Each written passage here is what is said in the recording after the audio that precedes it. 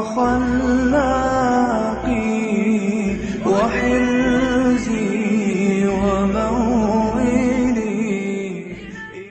So I wanted to then quickly just talk about lowering the gaze. I want to take the example of one of the companions of the Prophet ﷺ. His name was Tha'laba ibn Abdul Rahman.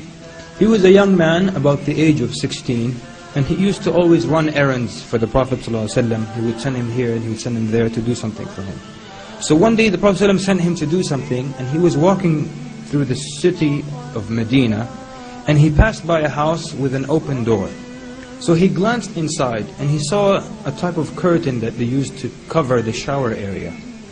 And the wind blew that curtain, and he saw a woman, a Muslim woman inside that was bathing. And it's as if he glanced for too long, or he looked for a bit too long until he saw something, and then he came to his senses. So he was overtaken by an extreme feeling of guilt and hypocrisy. And he said to himself, A'udhu Billah, the Prophet, how can I be of the companions of the Prophet ﷺ, and one who is close to him, who runs his errands, and be so horrible as to disrespect the people's privacy? So then he says, I disrespect the awrah of the Muslims. Wallahi, Allah is going to send ayat and reveal and mention me with the hypocrites. So he feared to return to the Prophet ﷺ, who would tell him that he is a hypocrite. So he ran away out of fear. He ran away. So the Prophet ﷺ waited for him for hours, and he waited from one prayer to the next, and then he started to ask about him as the days went by. And then the Prophet ﷺ would ask, have you seen Tha'laba? And then days passed, so he sent Umar ibn al-Khattab and Salman al-Farisi to go look for him in the streets of Medina. So they came back, they said, O Prophet of Allah, we searched for him in the roads, the markets and the meadows, and we couldn't find him. Perhaps he'll come back. So the Prophet ﷺ waited. And then after a while again he said, Ya Umar, Ya Salman, go and look for him in the outskirts of Medina. So they went and they came to a set of mountains between Mecca and Medina, where some nomads were herding their goats. So the nomads saw that they were looking for something. So they asked them, are you looking for something? They said, we're looking for a boy, his description is this and that. So they said, perhaps you are looking for al-fata al-bakka, perhaps you're looking for the young man who's always crying. Umar says, I don't know about that, but we're looking for a boy who's this tall and this is his complexion, and he looks like this and that. So then, but what about this young boy you're talking about? And he says, on the other side of this mountain is a young man who for 40 days we hear nothing from him but crying and istighfar. So Umar asked, when does he come down? He said, they said he comes down when the sun sets. He comes to us, we give him a little bit of milk, so he drinks it while he's mixing his tears with it, meaning while he's drinking he's still crying, and then he goes up to the mountain again while he's crying. So then Umar says, how can we see him? He says, when the sun sets. So Umar hid, and Salman radiallahu anhu, they hid, and when the sun set, Tha'laba ibn Abdul Rahman radiallahu anhu came down, looking sad and dejected, his head lowered, the tears running down his face, and he has lost a lot of weight. So he came to the A'rab and they gave him some milk. So he takes it to bring it to his mouth, and he begins to cry so much that he couldn't drink. And then finally he drinks what he could, and he turns to go back to the mountain. So then Umar and Salman radiallahu anhuma came to him. And when he saw them, he was so scared. He says, what do you want from me? They said, the Prophet ﷺ wants you. He says, what does he want from me? He said, I don't know. He says, did Allah reveal ayat about me? He said, we don't know. Has Allah mentioned me with the hypocrites? He said, we don't know. He says, people, please do not embarrass me and leave me to die alone on the side of this mountain. So they said, Wallahi, we won't leave you. So he struggled, but they took him back to Medina. And they took him to his home, and he was crying harder than ever. So then Umar went and told the Prophet ﷺ, we found Tha'laba ibn Abdul Rahman. He said, where did you find him? He said, we found him on the side of a mountain. And he's at home now, you can visit him if you like.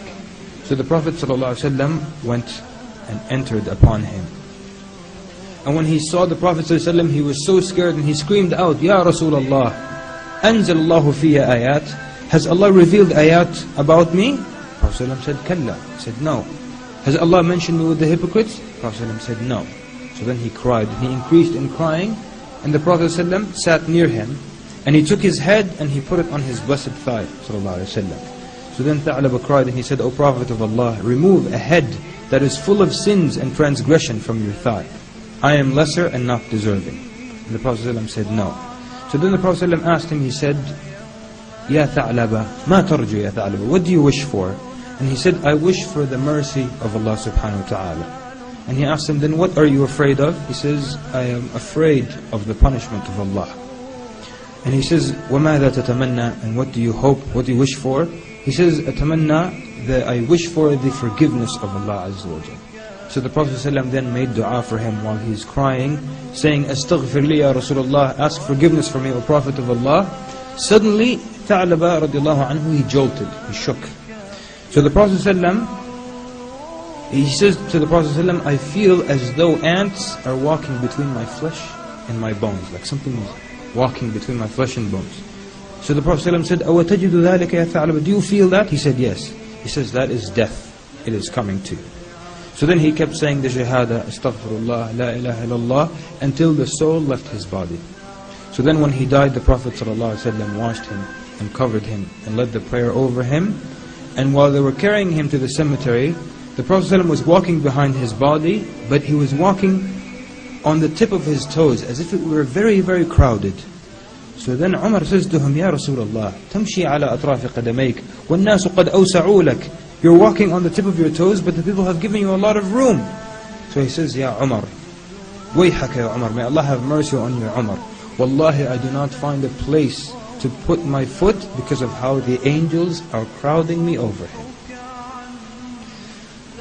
Brothers and sisters in Islam, Anas radiallahu anhu said that, he says to the generation after the companions, you imagine certain sins to be more insignificant than a straw. Something like a straw, which is very insignificant. But at the time of the Prophet ﷺ, we used to count them among those things that can destroy a man. And in this story, Tha'laba ibn Abdurrahman radiallahu anhu, he did something. He took a gaze, but it became so much of a weight, that sin. And this is something that so many people have taken for granted. Looking at images of women in magazines, on television, on the internet. And people have become so used to it that they don't even think about it. How many people think of lowering their gaze from the newscaster? They look at the news, they watch the news. You're watching the news. But there's a woman who has a lot of makeup, and you're looking at her the whole time. People don't even remember to lower their gaze. Ibn Mas'ud said, a believer treats a sin as if it were a mountain over his head that may fall on him any moment, where a regular sinner looks at them like a fly that sat on his nose and he waved it away with his hand. The believer, the sin is like a mountain that's going to fall on you any minute. But for the person who sins normally, sits on your nose, you go like this and it's gone. And that's why then, lowering the gaze, things like that, people have become so used to looking at things that are haram. That's why the Prophet ﷺ said, beware of minor sins, for they add on until they destroy a man.